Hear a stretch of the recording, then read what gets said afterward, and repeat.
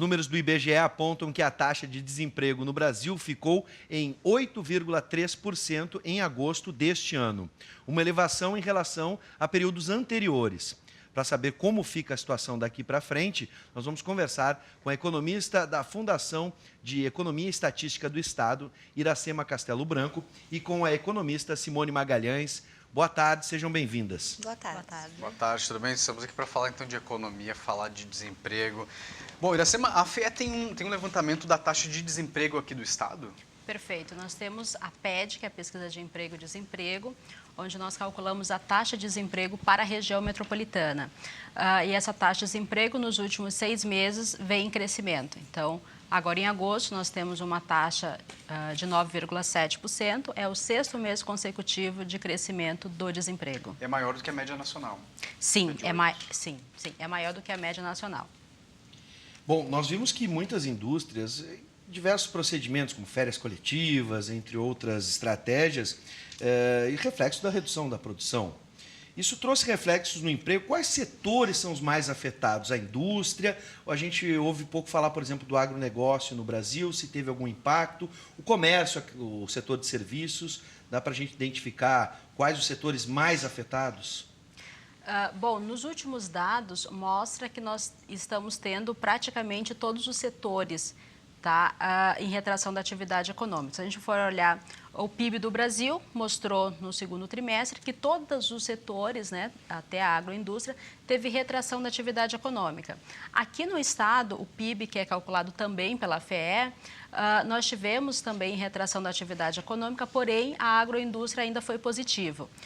Como os nossos dados, eles mostram especificamente a região metropolitana, aí não tem esse aspecto positivo da agroindústria. Então, por isso que basicamente os setores, praticamente todos os setores estão sendo afetados, embora nesse mês de agosto o setor de comércio ainda foi positivo. Nós tivemos um crescimento de 7 mil postos de trabalho especificamente nesse mês.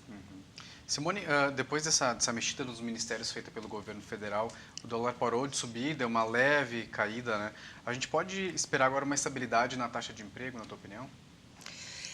O que nós, recentemente foi publicado, né, nós estamos com mais de 8% de taxa de desemprego, né, média nacional. Então, tem uma tendência ainda de aumento, porque além da indústria, né, nós estarmos reconhecidamente num período de recessão econômica, a indústria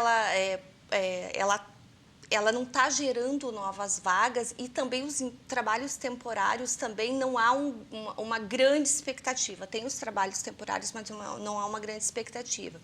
E tem um outro fator importante que está impactando nessa taxa de desemprego, porque há um tempo atrás nós tivemos uma queda nos níveis de desemprego que foi assim, um tanto interessante, porque nós tínhamos uma queda do PIB e uma queda da taxa de desemprego. Então, assim, como que o desemprego vai reduzir se a indústria está reduzindo também? Então, nós vimos que uma quantidade de pessoas estavam saindo do mercado de trabalho, estavam estudando mais, né, atribuiu-se isso aos jovens, e eles estão voltando agora ao mercado de trabalho. Então, tem em torno de quase 2 milhões de pessoas que estavam, né, nessa retaguarda de estudando para concursos, para sua formação acadêmica, e hoje estão precisando voltar ao mercado de trabalho para ajudar no orçamento das famílias. Então, isso também, além das empresas estarem reduzindo os seus postos, tem essa quantidade de pessoas que não estavam procurando emprego e que voltaram para o mercado de trabalho. Então, tende a ter uma pressão ainda maior para os próximos meses, né? Agora eu começo... Pode completar, por favor. Isso é bem claro, né? Os nossos dados aqui da região metropolitana indicam exatamente isso que a Simone comentou. No ano de 2014, nós tivemos ainda a queda da taxa de desemprego, os nossos dados históricos começam em 92, e nós tivemos a menor taxa de desemprego, tá, da série aqui na região metropolitana no ano de 2014, que foi de 5,9%. Que se falava em pleno emprego, né? Alguns falavam em pleno emprego. Porém, especificamente no ano de 2014, essa queda na taxa de desemprego foi devido à saída das pessoas do mercado de trabalho. E muitas dessas pessoas eram jovens. Quando a gente olha para o ano de 2015, o que tem acontecido é isso, é o retorno das pessoas. Aqui na nossa região metropolitana, no acumulado, nós tivemos aí 61 mil pessoas que retornaram ao mercado de trabalho. Dessas 61 mil, nós tivemos ainda queda na atividade, né, na ocupação de 17 mil, então temos 78 mil pessoas a mais, né, no desemprego, tá? Olhando de janeiro a agosto. Então, hoje a taxa de desemprego ela é reflexo muito mais do retorno dessas pessoas ao mercado de trabalho. E isso também porque nós temos visto um crescimento da taxa de desemprego dos chefes de domicílio. Né? Então, a gente tem o chefe, né, da família que acaba perdendo o emprego e aí o filho que daqui a pouco estava se dedicando a concurso, a esposa que não estava trabalhando. Então, todo esse contingente retorna ao mercado de trabalho à procura de um emprego para repor, então, essa renda da família. E um outro fator também é a queda da renda. Então, o salário médio ele está em queda ao longo desse ano. No acumulado, a gente já está aí em torno de 8% de queda da renda. Então, além dos chefes de domicílio perder o emprego, também no total das pessoas que estão ocupadas, que trabalham, estão tendo queda da renda. Então, as pessoas que estão na família, que não estavam procurando emprego, que não estavam trabalhando, agora voltam ao mercado de trabalho para repor a renda da família. Eu acredito que essa é a parte mais legal de uma análise, né? Mais bacana para as pessoas que são leigas a respeito do assunto, é esse tipo de informação que vem por trás dos números. Os números são muito frios. Eu convido agora as duas economistas, as especialistas na área, a verem o que o povo tem a dizer. A nossa equipe de reportagem foi para as ruas saber das pessoas se elas estão seguras nos seus empregos. Vamos ver a enquete. A crise que está no estado, tu se sente seguro no teu emprego? Olha, não. Tu sentiu que diminuiu? Diminuiu muito. Tá difícil de vender, né? Às vezes tu sai aí, às vezes antes eu dava uma volta e conseguia vender, né? Hoje eu já não consigo vender tanto quanto antes. Por causa da crise. Por causa da crise. Que o preço é muito alto e o pessoal já tá sem dinheiro, né? Daí tu tem que rodar mais para tentar vender e acaba não vendendo. E acaba te aborrecendo, né? Aí é horrível. Tá muita gente desempregada, muita gente precisando. Tem gente que tem até faz dois bicos, né? Por fora do serviço, para poder manter a família, né? Manter um padrão. Queda da renda. Porque tá difícil. Eu trabalho com... Eu tenho uma caixa de som, né, na bicicleta. E aí eu trabalho por conta, aí eu faço telemensagem de aniversário, formatura, festas particulares, mas com essa crise aí, né? Aí tá difícil, né? Quase ninguém tem mais me chamado, assim, né? Tá tudo muito caro, né? Isso encarece geral, né? E a mão de obra também vai ficando mais barata, então tá difícil para todo mundo, né? A crise tá pegando em todos os termos. Eu trabalho de doméstica numa academia faxineira. Já vou fazer 2 anos agora. Dia 21 agora de outubro eu faço 2 anos. E com a crise, a senhora se sente segura no seu emprego? Não estou segura. Tá muito difícil. Não tem trabalho, os que tem, as pessoas não se interessam muito, a tendência fica pior. Bom, ela colocou um fato muito interessante, que é os trabalhos que tem, as pessoas não se interessam muito. Quais são as faixas, Iracema? Tu tem esses dados, quais são as faixas salariais onde mais a gente mais teve desemprego? E o que vocês acham? Se as pessoas vão procurar agora outras vagas com, por exemplo, gerentes, agora cargos de supervisor, de operação, enfim? O maior aumento do desemprego foi no pessoal que tem até 8 anos de formação. Né? Depois de 8 a 10 e acima de 11 anos foi que teve uma menor queda. Né? Então, assim, todas as áreas estão sendo impactadas. Mas eu achei interessante que uma das entrevistadas falou que como tem mais gente no mercado, automaticamente as pessoas estão querendo pagar menos. Sim. Né? Então, assim, tu tem uma oferta maior de mão de obra. Então, tu tem que te submeter a ganhar menos. E daí, a tua renda familiar cai, tu tem que ter mais pessoas buscando emprego. E aí a inflação aumentando, aumenta o teu custo de vida. Claro. Então, assim, as pessoas estão tendo que fazer manobras gigantescas, né, para conseguir superar isso. Eu acrescento uma questão, passo para a Iracema, se tem algum dado que traz a informalidade. Porque uma das entrevistadas falou, é preciso fazer um bico. é preciso pegar um segundo emprego ou até mesmo se virar como o cidadão ali que faz telemensagem ou outros serviços, às vezes, que não exigem toda aquela formalidade de uma empresa ou de um emprego em si. Sim, os nossos dados eles conseguem captar informações da informalidade, que ela está em crescimento. Se a gente for olhar as ocupações que cresceram nesse ano de 2015, são aquelas ocupações mais precárias, tá? São as atividades, então, que são os autônomos, que são os trabalhos como a atividade chamada de bico, que não tem nenhum vínculo formal.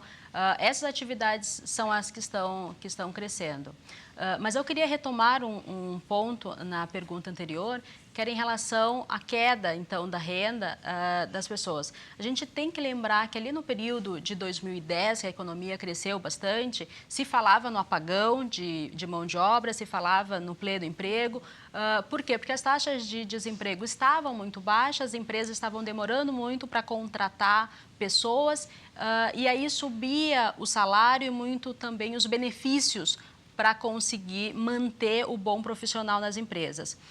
Hoje, com o crescimento da taxa de desemprego, também tem acontecido dessas pessoas que estavam num patamar de salário mais elevado, hoje estarem perdendo o emprego, porque para a empresa é necessário reduzir custo.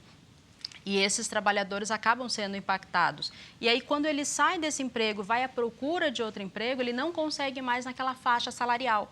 Então, ele vai ter que se enquadrar numa faixa salarial mais baixa para conseguir se inserir no mercado de trabalho. Então, isso também é um aspecto da renda, e aí também incluindo que a massa salarial, que é o somatório da renda de todos os trabalhadores, também está em queda nesse período, né? Porque a gente tem dois fatores. Um é a queda do salário médio e também a queda na quantidade de pessoas empregadas. Então, tudo isso faz com que a gente tenha um somatório de rendimentos, que a gente chama de massa de rendimentos, em queda, que isso vai afetar o comércio, né? Obviamente. Era justamente nesse ponto que eu queria entrar, né? Porque o que a gente sabe que o Brasil, especialmente até mesmo no Rio Grande do Sul, é muito forte no setor do comércio e o cenário é catastrófico. Um aumento de impostos e uma redução, né, no salário do trabalhador. Quem está no comércio, sem dúvida. A gente teve depoimentos ali, inclusive o primeiro depoimento foi de um comerciante dizendo, olha, eu saía para vender e hoje já não vendo nada. Exatamente. Lamentável. Bom, e a instabilidade econômica e a queda do dólar, vocês acreditam que ela está totalmente ligada à crise política do Brasil? Eu acredito que sim, porque se nós olharmos o cenário brasileiro, o comportamento do nosso consumidor, o potencial da nossa indústria e toda essa crise, uma pequena mexida que em valores, em reais, não deu grandes coisas. Semana passada, uma redução de ministérios que deu um impacto de 200 milhões. O que é 200 milhões frente a um déficit de 30 bilhões que o país tem? Não é nada. Só que esse pequeno detalhe já deu uma animada no mercado, o dólar já caiu de 4. Então, assim, para mim, fica muito claro que o nosso problema ele é muito mais político. Porque qualquer manifestação que o governo federal faz em prol de uma melhoria na política econômica reflete no mercado. Sim. Diretamente e imediatamente. Então, assim, a gente está num momento que as reformas políticas, o que for feito no Congresso Nacional, com certeza vai estar melhorando o cenário.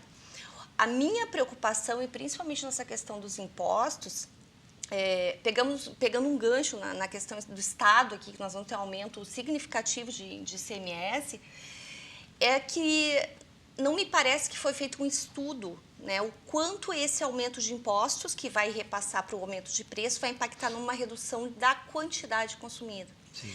Porque a conta foi feita meio assim, vamos aumentar daqui para cá e vai, é uma regra de 3. Uhum. Só que não é assim que a coisa funciona, porque um ponto percentual de 17 para 18, sendo que no combustível e nas bebidas vai aumentar mais ainda o imposto, quanto isso vai reduzir a quantidade de consumo? Então, daqui a pouco, no decorrer do ano, nós vamos ter quase uma mesma arrecadação e um consumo menor e uma indústria mais retraída ainda.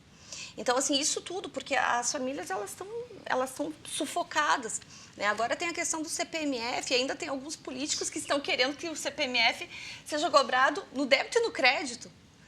Então, assim, tudo vem para nós, né? E nós estamos tendo que ser os grandes administradores, os grandes economistas. Hoje os donos de casa. Os donos de casa, as famílias estão tendo que ser os grandes economistas hoje, né? Eu vou fazer uma pergunta para as duas, já que a gente está se encaminhando para os finalmentes, né? Para encerrar essa entrevista, muito esclarecedora em diversos aspectos. Mas a questão seria a seguinte, para as duas. Quando eu digo que o problema, às vezes, da economia é tratar com números, e às vezes os números são frios. Então, quando vem dados mais elaborados, né, a respeito dos reflexos do que está acontecendo na economia, a gente começa a ter uma luz no fim do túnel. Essa perspectiva que a Simone nos mostrou agora, a pergunta que eu faria é a seguinte: os ataques especulativos, toda a questão da credibilidade, oscila muito com esse jogo político, e a gente sempre costuma pensar de fora para dentro, o que estão pensando do Brasil lá fora. A minha pergunta para vocês, e com anos de experiência em economia, se esse cenário de retração que a Simone nos apresentou, se isso impacta no brasileiro, na forma de como o brasileiro, porque daí eu começo a perceber situações banais do dia a dia, como questões de investimento. Você já recebeu ligação de alguma corretora ou alguma imobiliária oferecendo algum investimento imobiliário? Quase toda semana. Quase todo dia. Reduziu 30%, né? Pois é, e vocês não assistem televisão, vocês não sabem meu trabalho, estão achando que eu sou o Roberto Justus. Ele também é apresentador de televisão, mas o salário dele é bem diferente do meu. Então, a perspectiva que eu vejo, eu sinto isso como brasileiro, estou falando isso agora, de que a gente também se sente inseguro e começa a imobilizar as nossas transações. Não, vou comprar o carro, não, vou segurar, enfim. Isso acontece, isso tem impacto essa enquete que nos mostrou uma depressão do povo brasileiro vivendo agora, todo mundo numa perspectiva muito ruim. Isso influencia na economia diretamente esse estado, esse de espírito do brasileiro mais comum possível. Sim, ele tem impactado, tanto que o consumo das famílias tem um peso muito grande na economia, né, no cálculo do PIB, e os últimos dados mostram, sim, que o consumo das famílias está em queda, né, foram 2 trimestres já em queda, então isso tem impacto diretamente na vida do brasileiro, ele está reduzindo o consumo, ele está vendo que a economia não está reagindo, que ele tem risco de perder seu emprego, que ele já tem amigos que não conseguem trabalho, pessoas da família que perderam o emprego, então isso assusta, sim, isso faz com que as pessoas retraiam-se em termos de consumo. O outro fator é a inflação continua elevada e isso, de fato, faz com que as pessoas possam consumir menos. Mas por que a inflação continua elevada se a gente está reduzindo o consumo? Essa é uma questão também que fica na cabeça. São vários aspectos, né? Um deles são os preços administrados, né? A conta de energia continua subindo, o valor da passagem de ônibus continua subindo, enfim, a gasolina, enfim, vários bens, né, e serviços que têm a ver com valores administrados que continua em crescimento. Outro fator também tem a ver com alguns produtos que fazem parte de oligopólios, que não são concorrência muito forte, que faz com que as empresas, mesmo não tendo muita venda, ainda mantenham assim o preço dos bens elevado.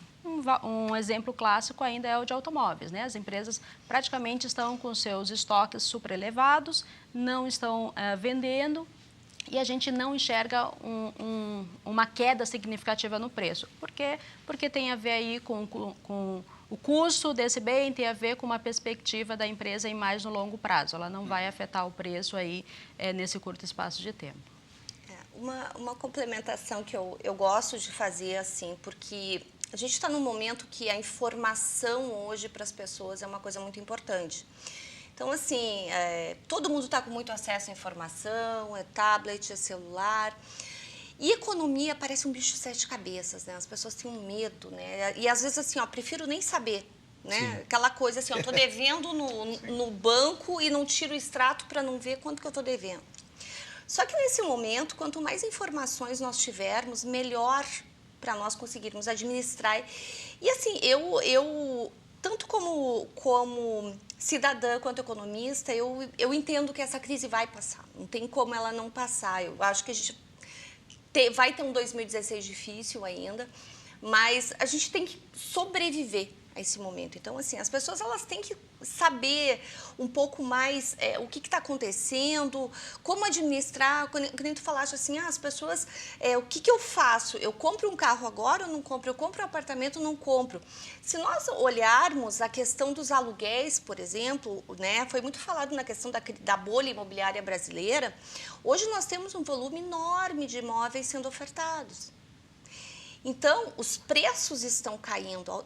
A pessoa que quer comprar o imóvel hoje, que tem seu dinheiro no fundo de garantia que não rende nada, né, e está pagando aluguel, é um bom momento para ela pegar esse dinheiro e dar de entrada no apartamento e substituir o aluguel por um financiamento. Mas os juros do financiamento subiu, mas mesmo assim ainda está valendo a pena, melhor do que continuar pagando um aluguel. Sim. Pega o dinheiro do seu fundo de garantia, vai barganhar, porque hoje as construtoras elas estão tendo que pegar imóvel na troca, elas estão pegando carro, elas estão fazendo qualquer negócio porque tem muito imóvel para ser vendido. Sim. E as pessoas que não vendem o imóvel, elas estão pagando IPTU, elas estão pagando condomínio. Então, assim, existe toda uma informação que as pessoas precisam saber, elas precisam tira 10, 15 minutos do seu dia para se informar, porque isso vai ajudar a administrar a sua vida, né? Tá pensando em vender um carro, tá pensando em comprar um carro, o que impacta na sua vida, no seu orçamento? Saber que um carro não é só uma prestação, é um IPVA, seguro, manutenções preventivas, sabe? Então, assim, as pessoas precisam ter esse conhecimento, elas precisam se inteirar um pouco mais dessa informação que está tão disponível para poder passar por esse momento de crise de uma forma mais, não tão traumática, né? Mas e chegar no momento, a gente voltar para a bonança, ou tentar voltar para a bonança daqui a um tempo, né? Bom, acho que a gente pode encerrar com essa dica que tivemos da Simone, uma especialista, junto com a Iracema. Eu quero agradecer as duas, sejam muito bem-vindas sempre. A Iracema Castelo Branco, economista, junto com a colega Simone Magalhães. Sejam sempre bem-vindas.